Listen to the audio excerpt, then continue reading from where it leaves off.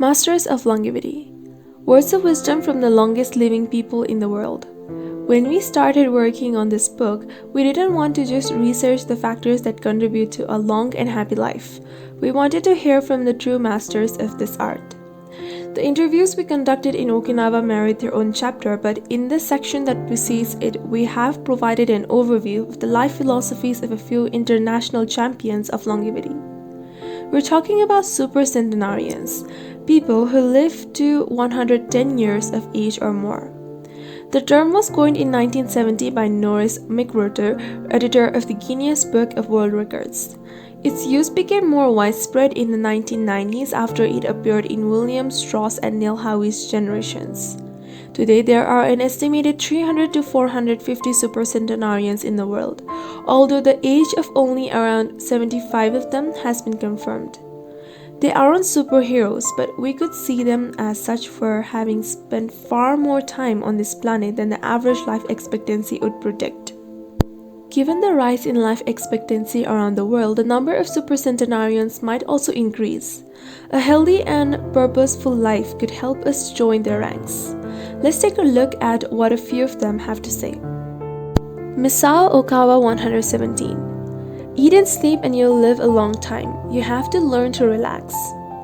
According to the Gerontology Research Group, until April 2015, the oldest living person in the world was Misao Okawa, who passed away in a care facility in Osaka, Japan after living for 117 years and 27 days. The daughter of a textile merchant, she was born in 1898 when Spain lost its colonies in Cuba and the Philippines, and the United States annexed Hawaii and launched Pepsi Cola. Until she was 110, this woman who lived in 3 different centuries cared for herself unassisted. When specialists asked about her self-care routine, Misao answered simply, eating sushi and sleeping, to which we should add, having a tremendous thirst for life. When they inquired about her secret for longevity, she answered with a smile, I asked myself the same thing. Proof that Japan continues to be a factory of long life. In July of the same year, Sakari Momoe passed away at 112 years and 150 days old. At the time, he was the oldest man in the world, though he was younger than 57 women. Maria Cappa 116. I have never eaten meat in my life. Born in Ecuador in 1889, Maria Cappa was recognized by Guinness as the world's oldest person. She died of pneumonia in 2006 at 116 years and 347 days old, leaving behind 3 children, 12 grandchildren, and 20 great and great-great-grandchildren. She gave one of her last interviews at age 107, sharing her memories and her thoughts. I'm happy and I give thanks to God who keeps me going.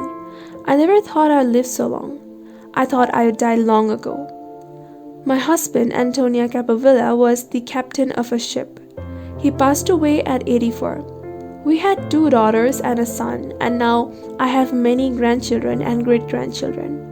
Things were better back in the old days. People behaved better. We used to dance, but we were more restrained. There was this one song I loved dancing to, Maria by Louis Alarcon. I still remember most of the words. I also remember many prayers and say them every day. I like the waltz and can still dance it. I also still make crafts. I still do some of the things I did when I was in school. When she had finished recalling her past, she began to dance, one of her great passions, with an energy that made her seem decades younger. When asked about her secret for longevity, she responded simply, I don't know what the secret to long life is. The only thing I do is I have never eaten meat in my life. I attribute it to that. Jean Calment 122. Everything's fine. Born in Arles, France in February 1875, Jean Calment lived until August 4, 1997, making her at 122 the oldest person of verified age in history. She jokingly said that she competed with Methuselah, and there is no question that she broke numerous records as she went on celebrating birthdays. She died of natural causes at the end of a happy life during which she denied herself almost nothing. She rode a bicycle until she turned 100.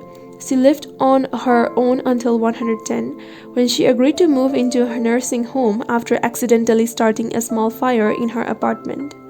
She stopped smoking at 120 when her cataracts started making it hard for her to bring a cigarette to her lips. One of her secrets may have been her sense of humor.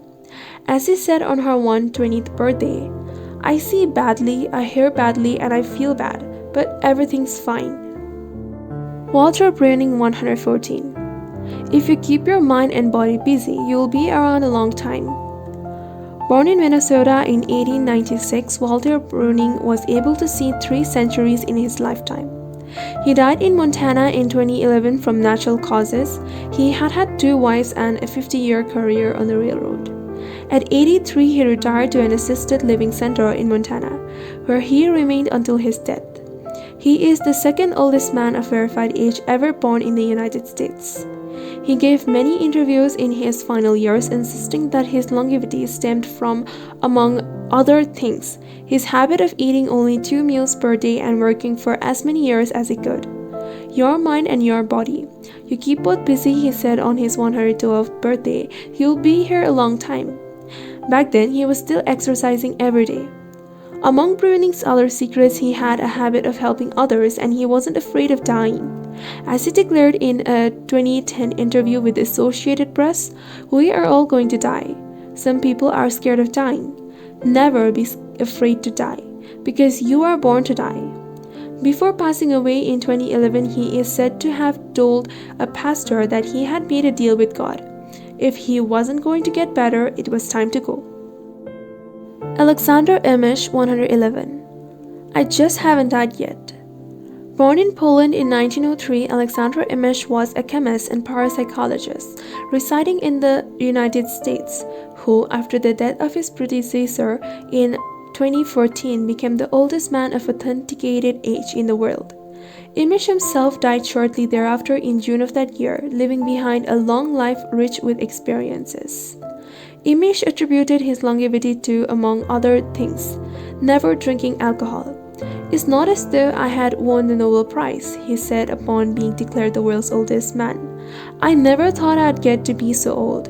When asked about his secret to living so long, his answer was, "I don't know, I just haven't died yet." Ikigai artist. The secret to long life, however, is not held in supercentenarians alone.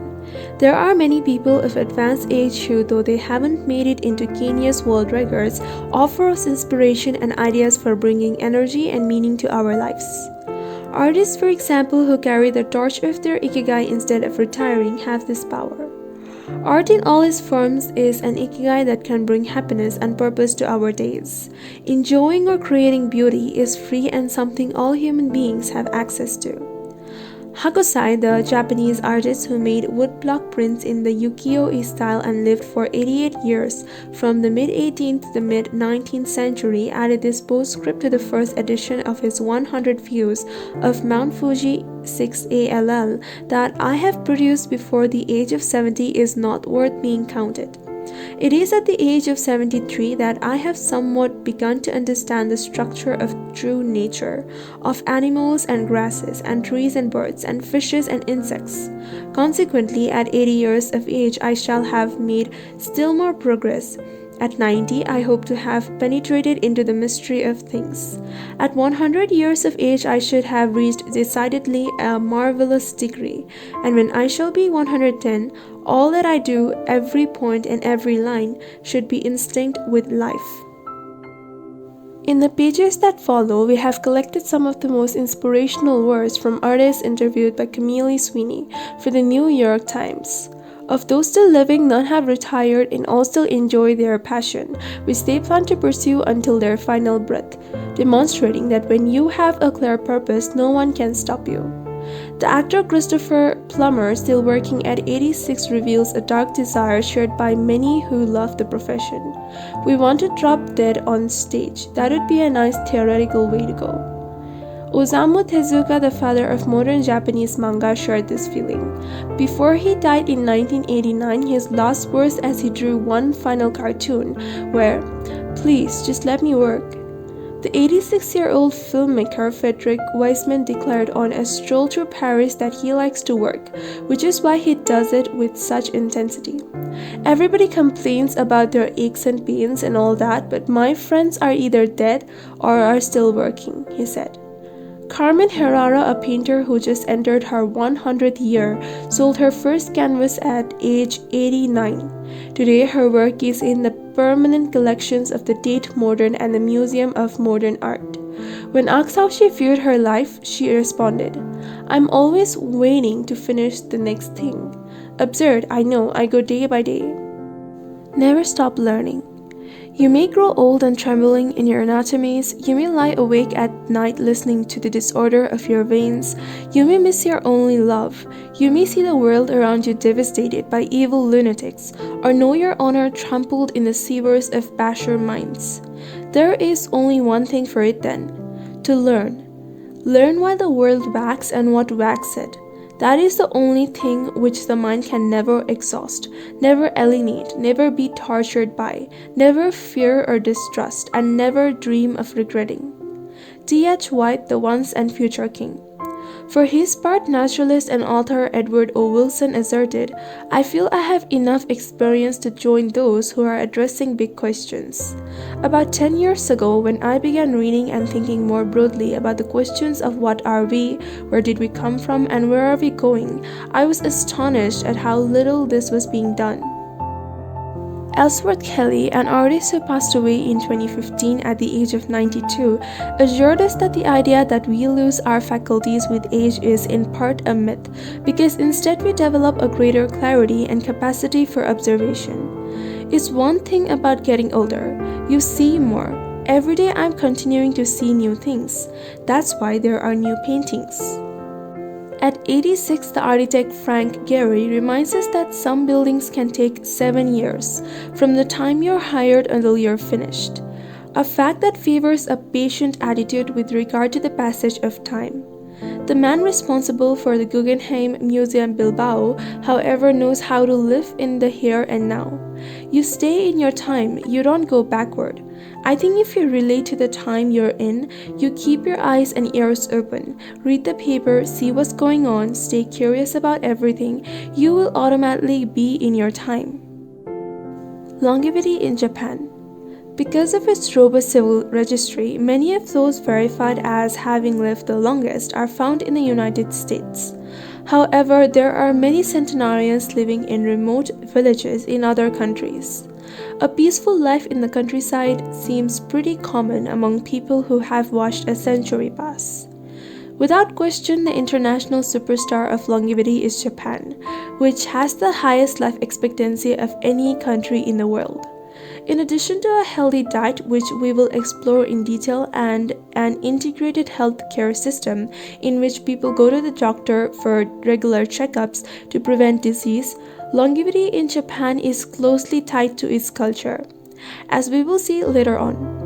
The sense of community and the fact that Japanese people make an effort to stay active until the very end are key elements of their secret to long life. If you want to stay busy even when there is no need to work, there has to be an Ikigai on your horizon, a purpose that guides you throughout your life and pushes you to make things of beauty and utility for the community and yourself.